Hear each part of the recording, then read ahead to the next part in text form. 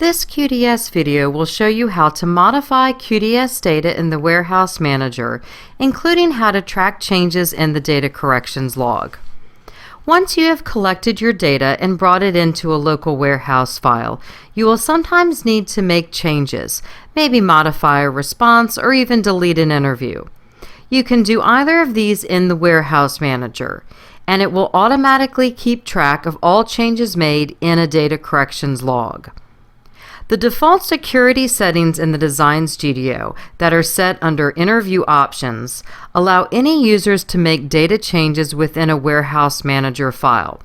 However, if a Modify password was defined in the Design Studio, you will be prompted to supply it before making any data change. The dataset we are working with does not require a Modify password. There are two modes for working with data.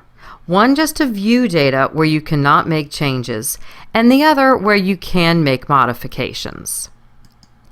If you would like to view your collected data, you can go to View, Versions, or you can just double-click on the interview that you would like to open. Note that the interview box is labeled as Read Only. This is convenient when you wish to look over your data but not worry about making any unintentional changes. You can also go to the read-only view without needing a Modify password if one had been required in the Design Studio setup. The Interview tab will give you date and version information. Then, if you go to the Variables tab, you'll see a list of variable names and labels, and finally responses on the right. If you double-click on a variable, we'll go to question number 12.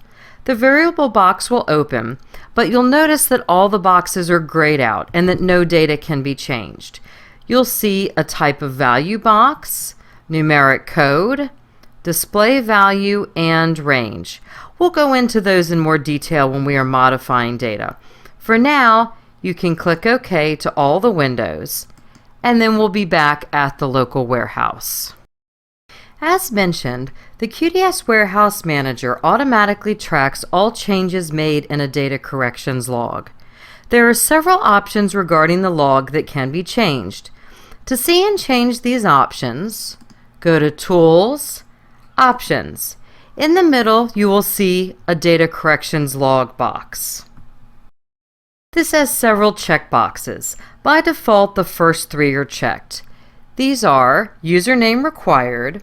You'll be asked for your name or initials whenever you go to modify or to delete or undelete an interview. This will provide the username in the data corrections log. The next option is to require a reason for change for all data modifications, so you'll be required to enter a reason for each modification. The third checkbox is to require a reason for all delete or undelete operations. The last two options are not checked by default. These are to allow discard of the data corrections log. You can check that box if you want to be able to discard it. It's probably safer not to allow that. The last box is to add corrections from incoming source files to the local warehouse. You might want to check that option if you anticipate changes made to source data files. Even though you can make changes there, it's probably better data management practice to make them all in one place in the local warehouse. For this example, we're going to keep all the options at their default settings, and so we'll click OK. So, to modify collected data, we'll go to Edit Details, or we can select the Modify button from the bar. If we had required a Modify password, we would have been asked for it here. Instead, we're first asked for name or initials since we did keep that default. And we'll go ahead and enter initials here, and then we'll click OK. Now we'll see that the Interview Details dialog box opens to the Variables tab. In this mode, if you double-click on a variable, and we'll first go to that same item we looked at before, Q12, and the variable box will open. You'll notice now that some boxes will allow for entry. For this variable, which is a pick one type variable, we'll see that the type of value is a normal response. The other possible types of value for that variable, such as special codes, skipped value, or no value for missing, are not grayed out, and the response could be changed to those, such as refused to answer because that was allowable. If we do change the selection to refused, you'll see that the numeric code changes to the Design Studio setting for refused, as well as the display value. These boxes are grayed out because special codes must be changed in the type of value box. Now, if you go ahead and change it back to normal response, you'll see what was originally entered. Now, if we want to change the normal response for a pick one to a different response, we'll go ahead and we'll change the numeric code, and you'll see that the display value changes accordingly. Before exiting, you will need to enter a reason for change in that box. After we do that, we will click OK and be brought back to the Variables tab. Now we'll look at a numeric type variable. We'll go to question Q10. You will see that the numeric code is listed in the box as a normal response, and the display value is simply that code. For this variable, we will cancel and not make any changes. And looking at the variable listing, you'll notice that the variables are listed in the order of the interview with a few important exceptions. Variables that have subcomponents such as dates, check all that apply, time span, or time of day all have their main variable listed in order, such as our date of birth variable, and race, which is a check each, or our appointment variable, which is a time span. However, their subcomponents are going to be listed at the end, after the last item, which for us is our automatic in-time variable. For these types of variables, it is important to remember that you do not modify the main variable, but instead you modify one or more of the subcomponents listed at the bottom, and that in turn will update the main variable. So, if you open up the main variable, we'll go to look at race. You will see that the only allowable changes can be made to the special codes. Also, notice that the display value for the check each is a series of zeros and ones, with the ones representing the checks or so for this item. Just one choice was checked. To exit without making any changes, click Cancel, and then we're back at our Variable tab. Now if we go back to our date type item, date of birth, you can see again that the normal value cannot be changed. The display value shows the date entered, and then the numeric code shows the QDS internal format for the date. Again, we'll just cancel out here. For a time span type variable, which ours was called appointment, you'll see that the display value also lists the value units as selected in the Design Studio, which here was years. And we'll cancel and go back to the Variables tab. So, to make a change to the date of birth variable, we're going to go down to the bottom part of our listing and select the component where we need to make a change. For example, we'll go to day. Here we'll change the day from 1 to 10, and then we're going to list a reason in the box. Once we're done, we'll click OK. And then if you need to change any other components, say such as year or month, we'll go ahead and click on that.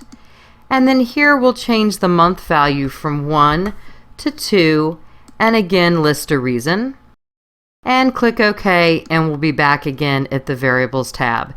And now you'll notice that the month is updated to 2 and the day is updated to 10. In the variable listing, you will next see the race component variables, and that just race B has been selected so far. To add an additional response, select that choice, such as race C, and then we'll change that numeric code to 1 to indicate that it is selected. Note that if you try to change the code to something that's not allowed, you will get an error message. So we'll go ahead and select it back to 1. And then again, we'll need to enter our reason for change, and then click OK to go back to the Variables tab. You would follow the same types of steps to make a change to a time span or time of day type variable. If we now go back to the main variables, up higher for date of birth and race, we can see that these variables were automatically updated. If you look at date of birth, here you'll see the 2 and 10 that we changed. And then if we go down to race, you'll see now that we have 2 selections. That's the final modification that we'll make for this interview. And so we'll click OK. Now back in the local warehouse listing, we see the date the changes were made in the change column over to the right. The last modification we will make is for the subject identifier. You will notice that we have a duplicate status where the subject IDs are the same, here and there. The subject ID is a combination for this survey of both subject number and site identifier, which is a letter here. For this interview, the duplicate entry was made by error, and so we'll need to enter a different subject number. So we select the interview to be changed, which will be the first one, and then we'll select the Modify button, and then we'll open up the subject variable. And this is where we'll change our code instead to 1020. And then we'll need to put a reason in the box. And then we'll click OK to finish. Now in the local warehouse, you can see the new identifier, the change status, and you'll also see that the duplicate flag is now gone. One additional note regarding warehouse modifications. The one type of modification you cannot make in the Warehouse Manager is for a numeric type automatic variable. You would need to do that in your exported data set. The final change that we'll make here is to delete an interview. So to do this, you would first select the interview you'll need to delete, which will be the last one, and then you can go to Edit, Delete from the main menu, or you can select the Delete button. Then you'll see the Data Corrections Log Update box pop up, where again you'll need to list a reason for the delete. After you've entered your reason, click OK, and now you'll see that it is marked as deleted in the warehouse. Now you'll notice that it's actually still there. It's just deleted. If you ever need to, you can undelete it by selecting it and then going to Edit, Undelete, but we won't do that here. And note that when you export your data, the deleted interviews will not be exported. Note also that under Tools, Options, deleted interviews are only totally removed from your data set when they exceed 50% of the file size. You could change that in this box to 0 if you prefer, and always delete your interviews. But it's often better to have it set at the defaults so that you can see what was deleted and later undelete it if you might need to. Your local warehouse data corrections log will open in your default word processor, and you'll see several columns. The first column on the left is for date, and this is where you'll see the date and time the changes were made. The next column is for the username, and the final is for the activity or the changes that were made. The most recent activities are listed first. In this file, it's for the deleted interview, and that indicates the subject identifier and the reason that you entered. You can also see all the earlier modifications. These each list the modification that was made, the question number, variable name, the old and new values from and to, and then again the reason that was listed. You can see here the second item was from our change of subject identifier, and then below we have our earlier changes related to race and birth date. The data corrections log is a good resource to have to keep track of all the changes that are made in your local warehouse. That completes the review of data modifications in the Warehouse Manager. To learn more about QDS data management and working in the Warehouse Manager, see QDS Online Help and other Warehouse Manager videos.